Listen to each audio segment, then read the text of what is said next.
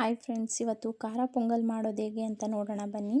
Welcome back my YouTube channel. Video ನೋಡ್ತಿರೋರು ಯಾರಿನ್ನೂ ನಮ್ಮ ಚಾನಲ್ಗೆ ಸಬ್ಸ್ಕ್ರೈಬ್ ಆಗಿಲ್ಲ, ಸಬ್ಸ್ಕ್ರೈಬ್ ಆಗಿ.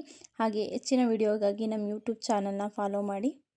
ಮೊದಲಿಗೆ 3 ಹಸಿಮೆಣಸಿಕಾಯಿನ ತೊಗೊಂಡು ಹೆಚ್ಚಿಟ್ಕೊಂಡಿದ್ದೀವಿ. ಮತ್ತು 1 ಇಂಚು ಶುಂಠಿನ ತೊಗೊಂಡು ನೀಟಾಗಿ ಸಿಪ್ಪೆ ತೆಗೆದು ಹೆಚ್ಚಿಟ್ಕೊಂಡಿದ್ದೀವಿ. ಒಂದು 5 ರಿಂದ 6 ಎಸಳು ಬೆಳ್ಳುಳ್ಳಿನ ತೊಗೊಂಡು ಹೆಚ್ಚಿಟ್ಕೊಂಡಿದ್ದೀವಿ.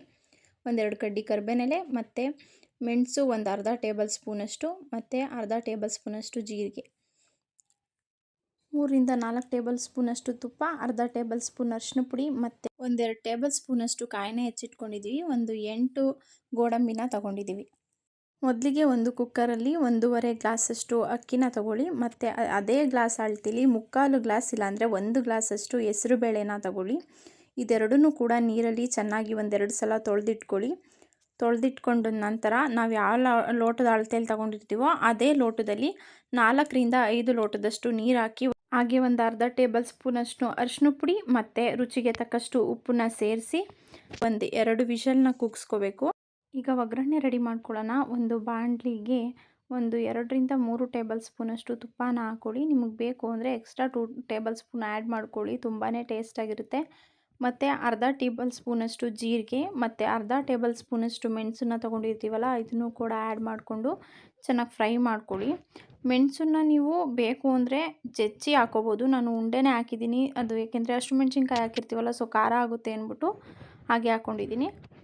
ನಂತರ ಇದಕ್ಕೆ ಹೆಚ್ಚಿಟ್ಕೊಂಡಿರುವಂಥ ಬೆಳ್ಳುಳ್ಳಿ ಮತ್ತು ಶುಂಠಿನ ಹಾಕ್ಕೊಂಡು ಸ್ವಲ್ಪ ಫ್ರೈ ಮಾಡಿಕೊಡಿ. ಅದು ಫ್ರೈ ಆದ ನಂತರ ಹೆಚ್ಚಿಟ್ಟಿರುವಂಥ ಹಸಿಮೆಣ್ಸಿಕಾಯಿ ಮತ್ತು ಗೋಡಂಬಿನೂ ಕೂಡ ಸೇರಿಸಿ, ಗೋಡಂಬಿ ಸ್ವಲ್ಪ ಗೋಲ್ಡನ್ ಬ್ರೌನ್ ಬರೋವರೆಗೂ ಫ್ರೈ ಮಾಡ್ಕೊಳ್ಳಿ. ಈಗ ಗೋಡಂಬಿನೂ ಕೂಡ ಫ್ರೈ ಆಗಿ ಗೋಲ್ಡನ್ ಬ್ರೌನ್ ಬಂದಿದೆ. ಈಗ ಇದಕ್ಕೆ ಕರಿಬೇವಿನ ಸೊಪ್ಪನ್ನು ಹಾಕ್ಕೊಂಡು ಲೈಟಾಗಿ ಫ್ರೈ ಮಾಡ್ಕೊಳ್ಳಿ. ನೀವು ಗೋಡಂಬಿನ ಬೇಕಾದ್ರೆ ಸಪ್ರೇಟ್ ಫ್ರೈ ಮಾಡ್ಕೊತೀನಿ ಅಂದರೆ ಸಪ್ರೇಟು ಕೂಡ ಫ್ರೈ ಮಾಡ್ಕೋಬೋದು. ಇದಕ್ಕೆ ಒಂದು ಅರ್ಧ ಟೇಬಲ್ ಸ್ಪೂನಷ್ಟು ಅರಿಶಿನ ಪುಡಿನ ಹಾಕ್ಕೊಂಡು ತಿರ್ಕೊಳ್ಳಿ. ನೀವು ಅರಿಶಿನ ಪುಡಿ ಬೇಕು ಅಂದರೆ ಹಾಕ್ಕೊಳ್ಳಿ, ಇಲ್ಲಾಂದರೆ ಆಪ್ಷನಲ್, ಯಾಕಂದರೆ ಆಲ್ರೆಡಿ ನಾವು ಅಕ್ಕಿ ಮತ್ತು ಬೇಳೆ ಬೇಯೋಕ್ಕೋಬೇಕಾದ್ರೆ ಹಾಕ್ಕೊಂಡಿದ್ದೀವಿ. ಈಗ ಅಕ್ಕಿ ಬೇಳೆ ಚೆನ್ನಾಗಿ ಬೆಂದಿದೆ. ಈಗ ಇದಕ್ಕೆ ನಾವು ಒಗ್ಗರಣೆ ಮಾಡಿಟ್ಕೊಂಡಿರುವಂಥ ಮಿಕ್ಸರ್ನ ಇದಕ್ಕೆ ಹಾಕಿ ನೀಟಾಗಿ ಎಲ್ಲ ಒಂದೇ ಥರ ಮಿಕ್ಸ್ ಮಾಡ್ಕೊಳ್ಳಿ.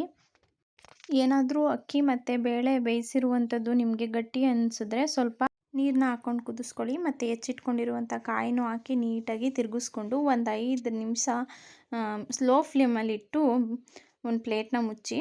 ಖಾರ ಪೊಂಗಲ್ ರೆಡಿಯಾಗಿದೆ. ಇದ್ರ ಜೊತೆಗೆ ಕಾಯಿ ಚಟ್ನಿ ಇದ್ದರೆ ತುಂಬಾ ಟೇಸ್ಟು. ನೀವು ಕೂಡ ನಿಮ್ಮ ಮನೆಯಲ್ಲಿ ಟ್ರೈ ಮಾಡಿ ಟೇಸ್ಟ್ ಹೇಗಿತ್ತು ಅಂತ ಕಮೆಂಟ್ ಮಾಡಿ. ಇದ್ರ ಜೊತೆ ಸಿಹಿ ಪೊಂಗಲ್ನ ಮಾಡಿಕೊಂಡ್ರೆ ತುಂಬಾ ಟೇಸ್ಟಾಗಿರುತ್ತೆ. ನೆಕ್ಸ್ಟ್ ವೀಡಿಯೋದಲ್ಲಿ ನಾನು ಸಿಹಿ ಪೊಂಗಲ್ನ ಹೇಗೆ ಮಾಡೋದು ಅಂತ ತೋರಿಸ್ತೀನಿ. Thanks for watching.